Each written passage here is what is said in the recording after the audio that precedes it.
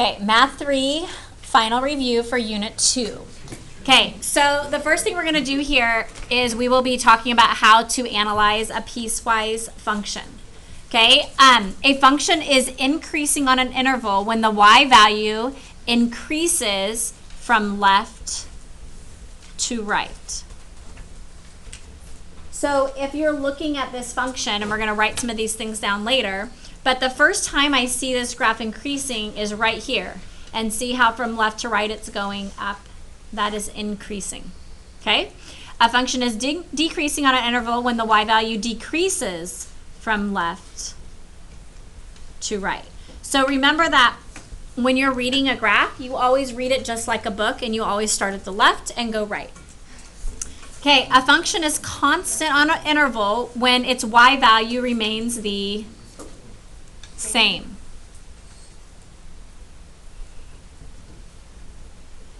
Okay, a relative minimum. Okay, and remember that a minimum point cannot be an end point. Okay, so it has to be within the graph. Is where the function changes from decreasing to increasing.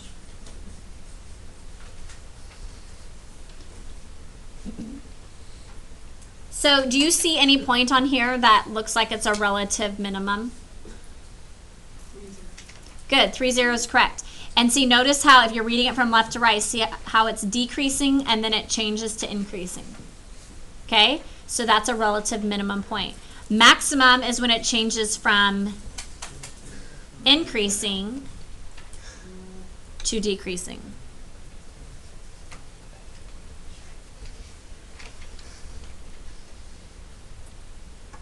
Okay, so now we're going to write the information. When it says an open interval, that's when we're using our parentheses to explain what's happening. So it says state the open intervals on which f is increasing. So if we start going from the left to the right, this is decreasing, this is constant, and then right here it looks like it's starting to increase. Now when you're stating your intervals, you're always talking about your domain or your x values. So at this point right here, where it starts to be increasing, which x value is that? 0. In open intervals, we always use parentheses. So it's starting at 0, and then it goes all the way to what? To 2. Okay, then I notice that it's decreasing, okay, and they only want the increasing portion. And then what happens here? Is that increasing? Yes, and so since there's 2 places where it's increasing, we do the U to talk about it's the union of the 2 graphs. Yes? Why is it a 2? Because, so do you understand why it's 0? At this point it's 0 on the x-axis, and it increases all the way to 2 here? Because we're always looking at your x values. What? No, that's a 2.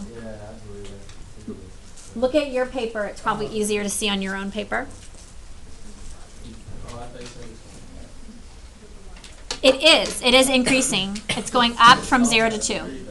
What?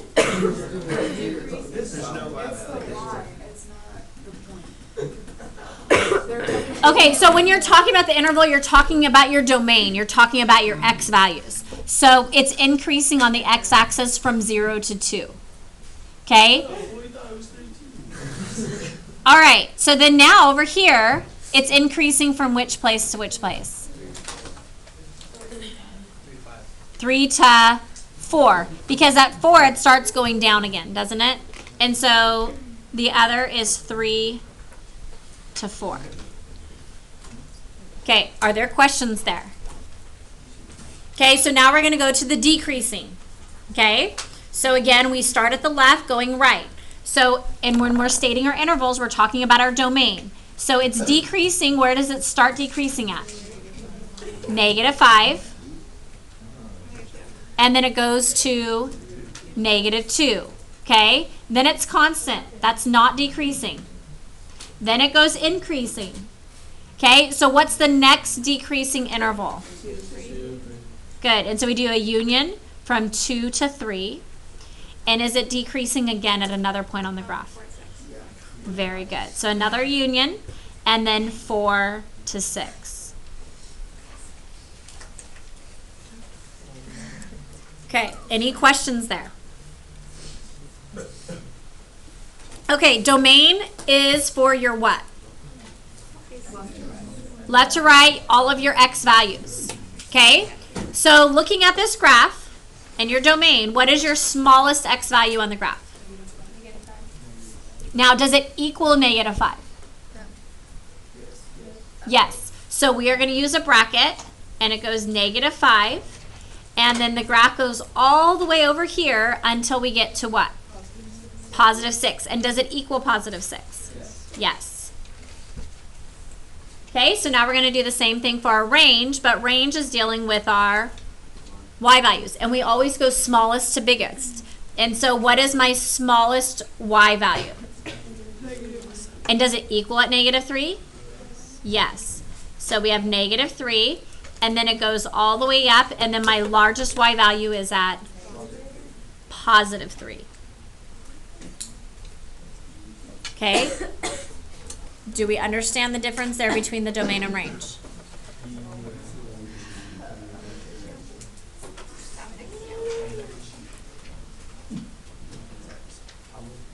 Okay, I would like us to really focus on the notes. Okay? All right. State the coordinates of any relative minimums.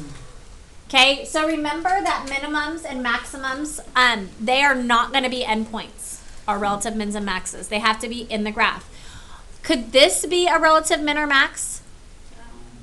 No, because it doesn't change from increasing to decreasing or decreasing to increasing. It changes from decreasing to constant. Okay, so neither one of these can be relative mins or maxes. Okay, this one, see how it changes directions right here? Okay, and so this one could be a point, this could be a point, and right here, this could also be a point. So what are the coordinates for any relative minimums? Do you see which one could be a minimum? 0, 3. Good. So this right here, this ordered pair is at 3, 0. And that is the only relative min. Okay, so maxes are where you have a point and everything is smaller below it. And so what are the points for my relative maxes? Good. 2, 3. And is there another one? Good. Right here.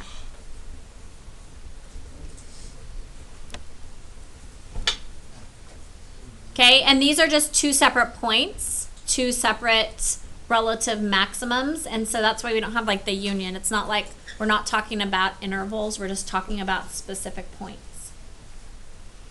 Okay, this last part asks us to write a 4-pieced, piecewise defined function. So it's telling you that there are 4 pieces. And so this is when I like to get like a highlighter or just draw lines to see where each of the different graphs change. Okay, so I can see that there is a change here when it becomes constant. And there's a change here where it changes from being constant. And this looks like an absolute value graph. And so here I can see also that it changes. And then this one is a quadratic. So do I have 4 pieces? Yes. Okay.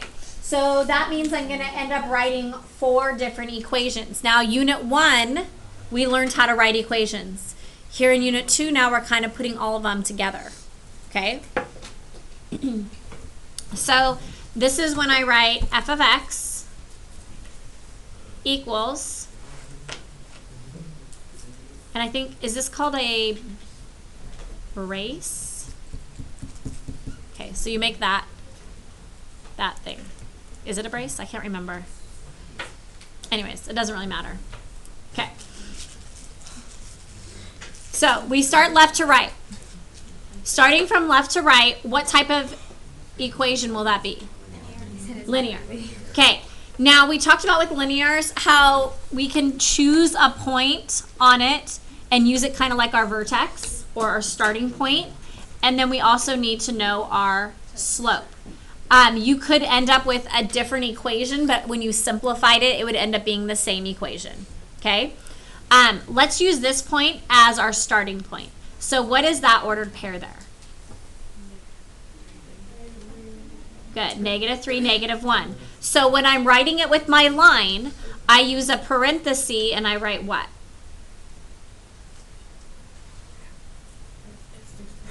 Good. X plus 3. And then what goes at the end?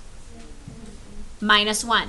Now there's one other thing that we need for writing the equation of a line, and that is the slope. Okay, this is why I put 2 points on here. And notice I chose points where it was exactly crossing at a specific point. And so what is the slope between those 2 points? Not 2, -2. Good. Because it's going down 2, right 1. And so that's a -2. So we have the equation for the line. But we also have to write the interval or the inequality of where it is. Okay? So this one is starting at -5. And it's going less than or equal to x is less than, and it's stopping here at what value? -2. So remember how we did this back in our Unit 1 homework? So this graph is just going from -5 to -2.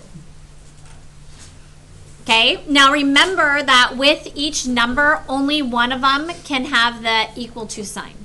So I'm going to end up writing -2 on my next line, but this one will get the equal to sign since this one doesn't have an equal to sign.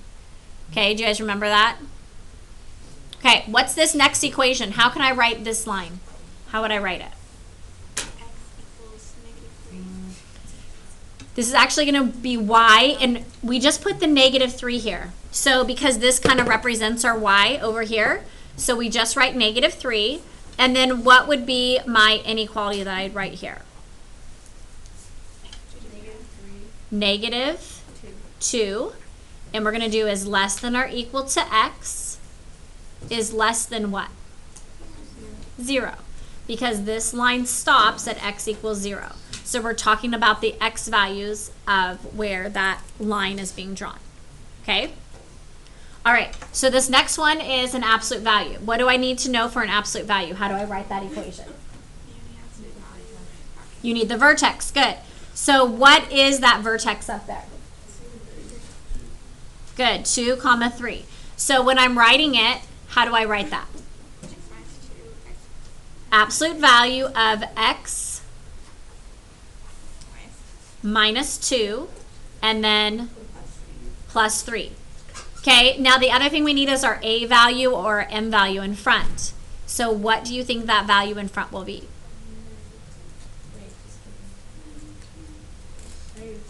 Very good. -3 is correct. Okay, see if you can write what you think the interval will be.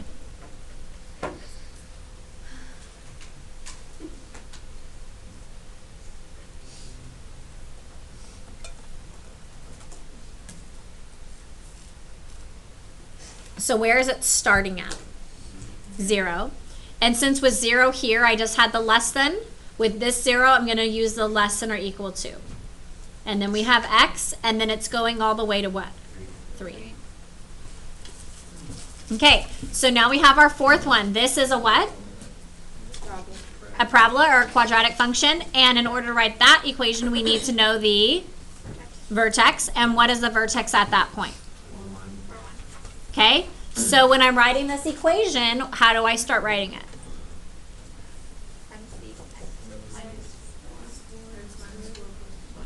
Good. Okay, and then we also need to know our a value that goes in front. -1 is correct. So you can write that as a -1 or just a negative. You can notice that it's going down and then it's going right 1 and left 1. The only time that that's not exactly true is when it's a fraction. And what am I missing? The square. Good. Okay, and then what would I write for my interval? Good. 3 is less than or equal to x. And it's going to be less than or equal to 6. Now, the reason why this one has less than or equal to is that the 6 isn't being talked about in another part of the equation. Does that make sense? Just like on the -5, I had an equal to sign because there's only one -5, so that one gets the equal to sign.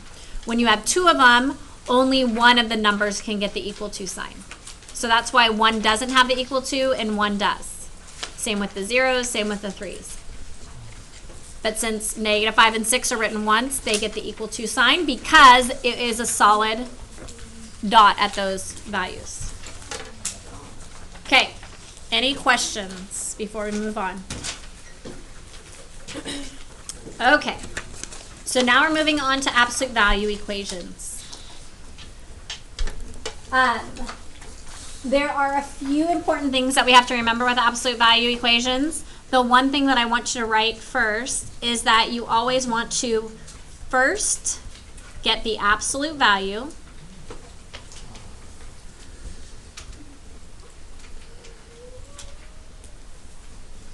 by itself.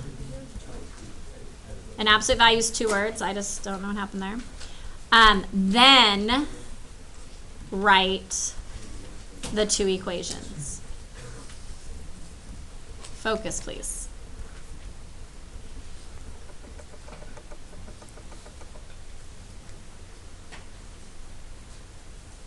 So a lot of times people remember that absolute values need 2 equations, but here they just write this equation once and then they write it with like a -15. And that's not correct. You need to always get the absolute value by itself and then you write the 2 equations. So starting with this first example, is the absolute value by itself? No. So what would I do to get it by itself? Good. Subtract 7. So we have the absolute value of 4/3 x equals 8. Is the absolute value by itself now? Yes. So this is when you write the 2 equations.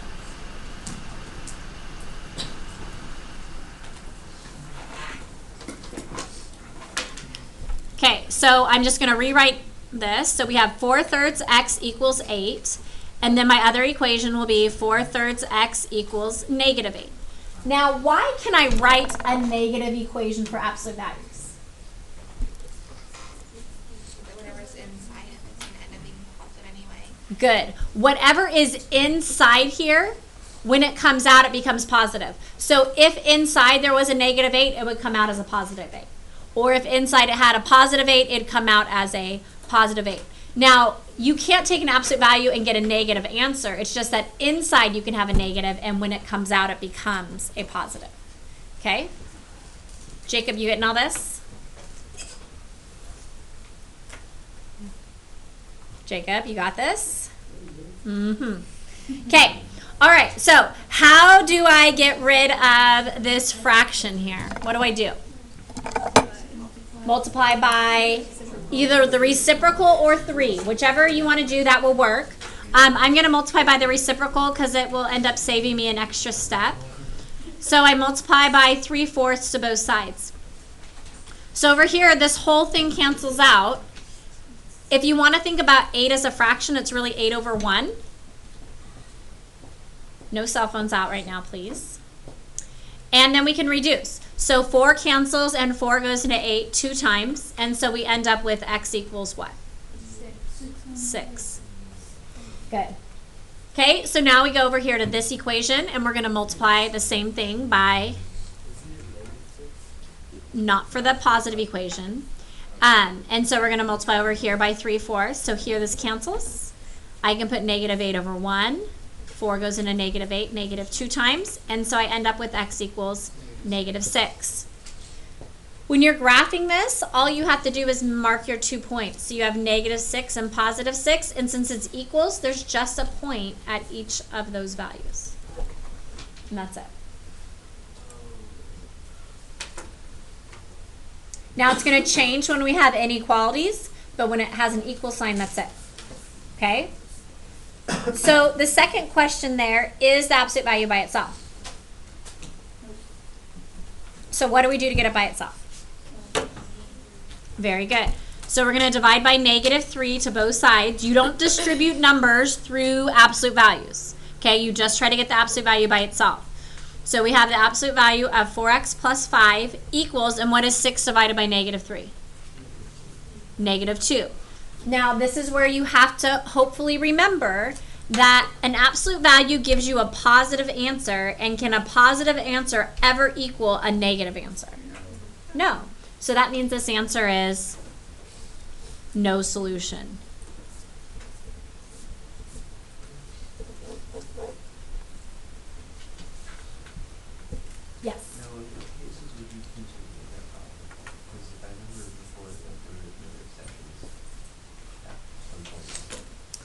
On any time you end up, once you get the absolute value by itself and you have a negative answer, you want to do something like what I did here, where a positive doesn't equal a negative, so it's no solution. When we get down here to the inequalities, you could have it where a positive is greater than a negative, and it's true, so it's all solutions.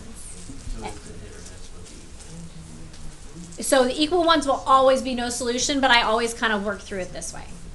Okay? And then the inequalities could be no solution or all solution. Okay. Any questions on those two problems? All right, on this next one, when we start getting to inequalities, so notice before we are talking about equations, now we're moving on to inequalities. There is another rule, so you still need to make sure you get your absolute value by itself and then write your two equations. But you need to remember that when you multiply or divide by a negative number, what do you have to do? Flip the inequality sign.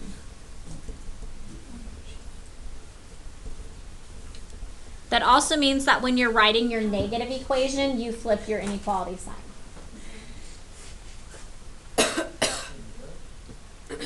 Okay, so when you multiply or divide by a negative number, flip the inequality sign.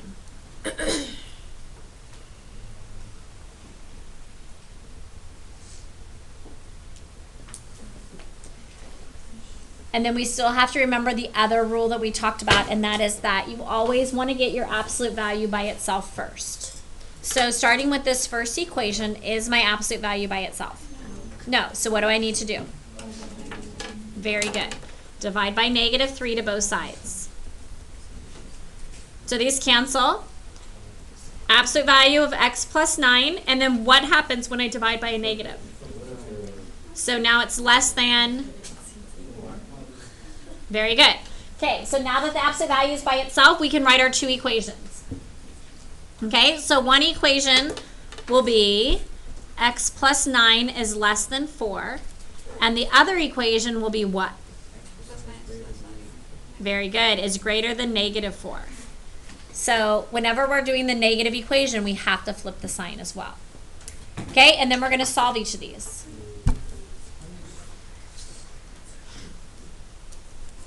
So we subtract 9 to both sides. X is less than what? Good, -5. Here I subtract 9 to both sides, and I get x is greater than -13. So we go to our graph. Which number will go on the left side? Which one's smaller? Good. -13, and then we have our -5. At -13, it says that it is what? Greater than. Is that going to be open or closed? Open. How do we know it's open? Good. No equal sign. And since it's greater than, we're going to the right. At -5, will it be open or closed? Open, and this one is saying less than, so it's going to go to the left. And we can see that it's overlapping here in the middle. Now they asked us to write the solution in interval notation. Okay, so that's when we're using our parentheses and our brackets. So all you do is go from your smallest number, which is -13. Would that be a bracket or a parenthesis? Parenthesis, because it's not equal to. So -13, comma, -5, and then parenthesis. So that's my answer in interval notation. It means all numbers between -13 and -5, but it's not equal to -13 or -5. Questions on this problem? Okay, next one. What am I going to do first? Good. Get that absolute value by itself. Okay, I would start by getting rid of any of your adding and subtracting. So that means I'm going to add 1 first to both sides. So this cancels. I have 1/3 absolute value of x minus 2 is greater than or equal to 6. Okay, next what will I do? Good. So we have to get the absolute value by itself. So now I'm multiplying by 3/1 or 3 to both sides. All of that cancels. And so we have the absolute value of x minus 2 is greater than or equal to 18. Okay, now that the absolute value is by itself, we can do what? Good, make my two equations. So my first equation will be x minus 2 is greater than or equal to 18. And my other equation will be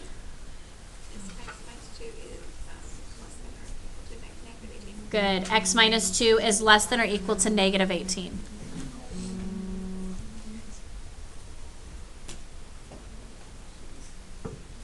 Okay, so we're going to go through and solve. What will I do? Good. Add 2 to both sides.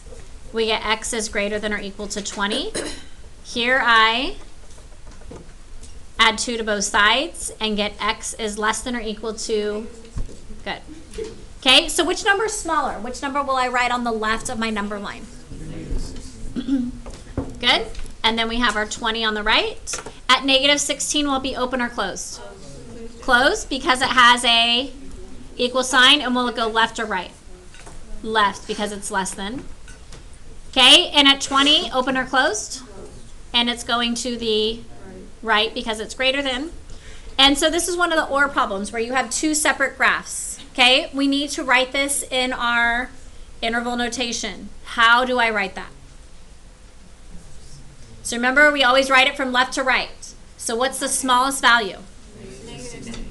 No, negative infinity. So we do a parenthesis, negative infinity, and it goes all the way to what? Negative 16, and will I use a bracket or a parenthesis? Bracket, because it's equal to. Then we're going to do a union because there's like a break, right? And then we have this second part. And then how am I going to write that second part? Bracket 22. Good. Bracket 20 to positive infinity with a parenthesis.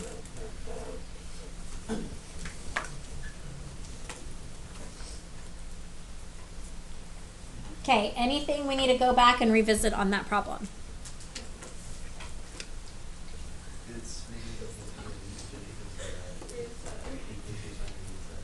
No, the equal to sign gives you your open or closed circles.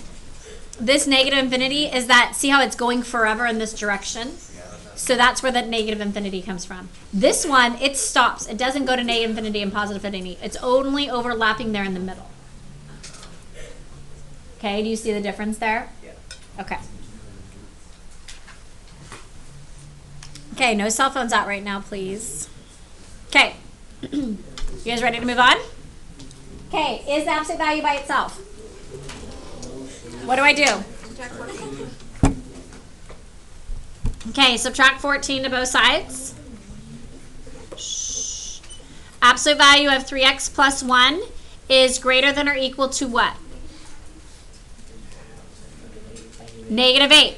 Now, this is where you have to be careful, and this is why on that original problem when we had a negative answer, I had you write that a positive equals a negative. That is not true, so it's no solution.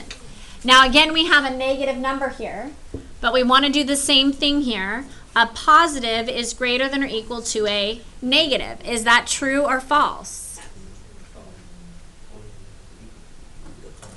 Can a positive be greater than or equal to? I wouldn't worry so much about the equal to, but is a positive bigger than a negative? Yes. Yeah.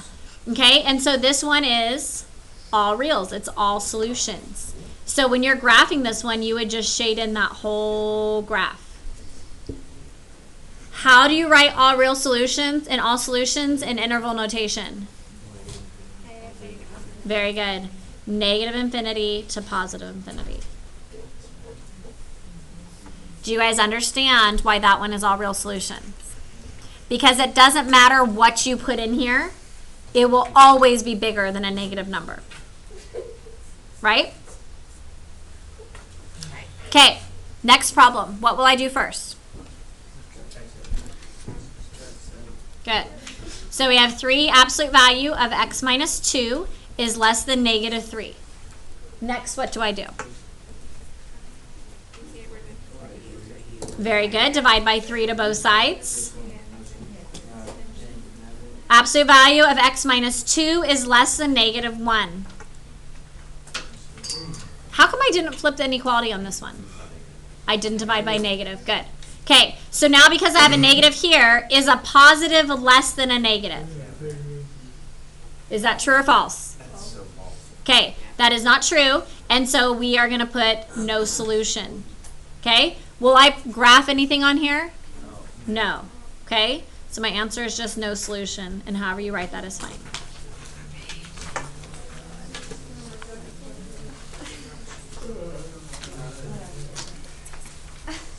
Okay.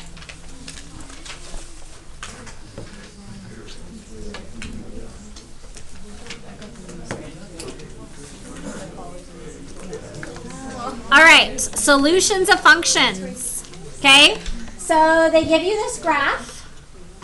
Okay, and then they're asking us a bunch of questions. So we're going to work through this together.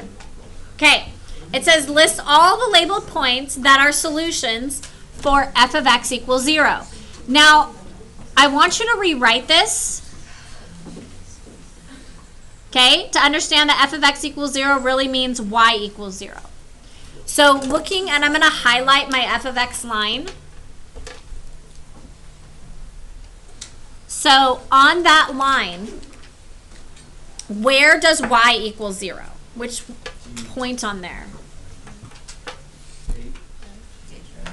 H. Okay, because this would be the order pair like h comma 0. This is when y equals 0. It doesn't go on the y at all. Okay, and so the answer for A is just H. Okay, on B it says list all of the label points that are solutions for g of x equals 0. So again, this is where y equals 0, but instead of on the f of x line, it's on your g of x equation. So which letters are where y equals 0 on your g of x equation? Just A and D. So y equals 0 are always the values on your x-axis, okay? So we have A and D because those are the ones that are on that g equation. Are we okay with this so far? All right, list all the label points that are solutions for f of x equals g of x. That means the intersection of the two graphs. So look, where are the points where the two graphs, f of x and g of x, intersect? There's only 2 points. B and E. So they intersect here at B, and then you go around and they intersect at E.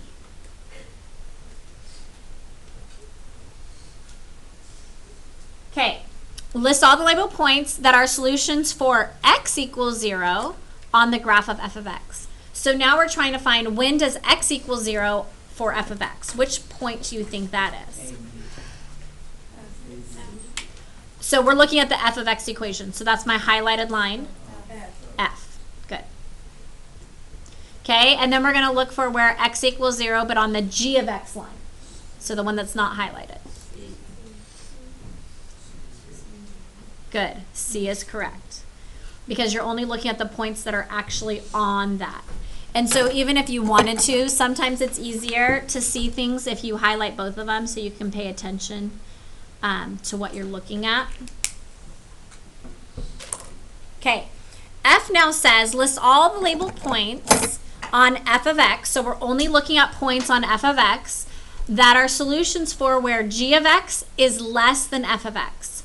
Now, I sometimes, because like to write this or flip it around as f of x is greater than g of x.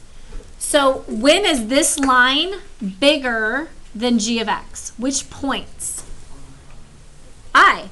I is the only point where f of x is bigger than g of x. Because see how I is up here and g of x is over here? Okay? And then it's listing points on f of x again, where g of x is bigger, g of x is greater than f of x. F and H are the correct answers. Now to make sure you see that, first of all, here is your g of x. Okay, do you see how g of x right here is above the f of x line? So g of x is bigger than f of x because it's above it here. Also, you can't use B and E because that's when they intersect. It's not bigger there. That's where they're intersecting. And so F and H are the points on F because they only want the points on F where it is G of X is greater than F of X. Do we have questions on any of those that we want to go back to?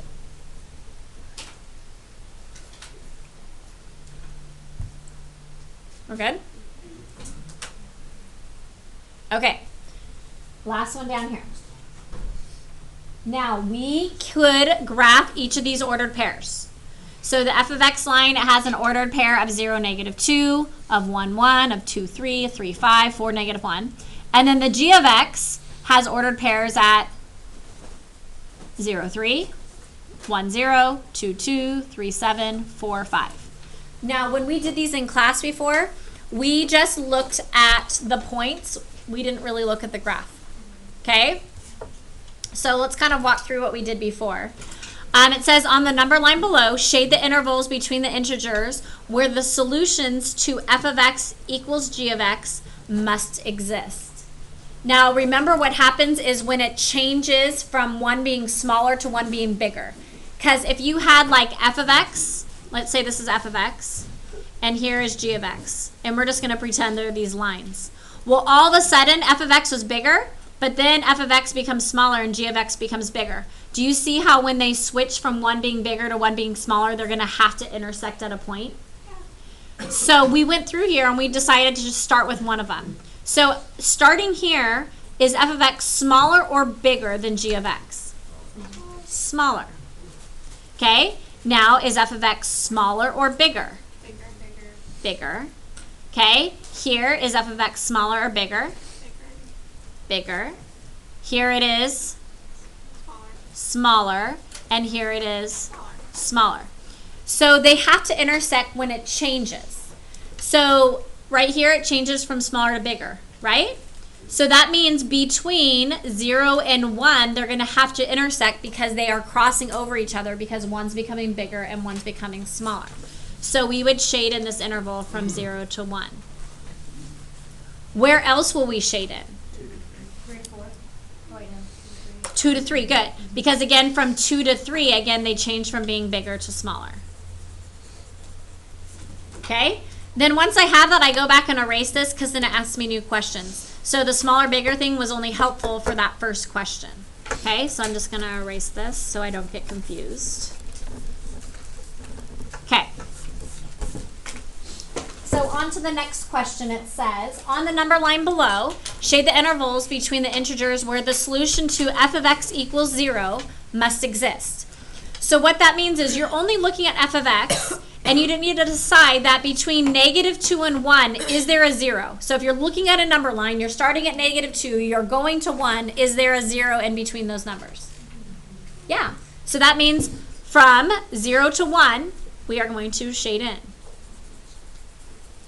Okay, from 1 to 3, is there a 0? No. From 3 to 5, is there a 0? No. From 5 to -1, would you go through 0? Yeah, so which other interval will I shade? 3 to 4.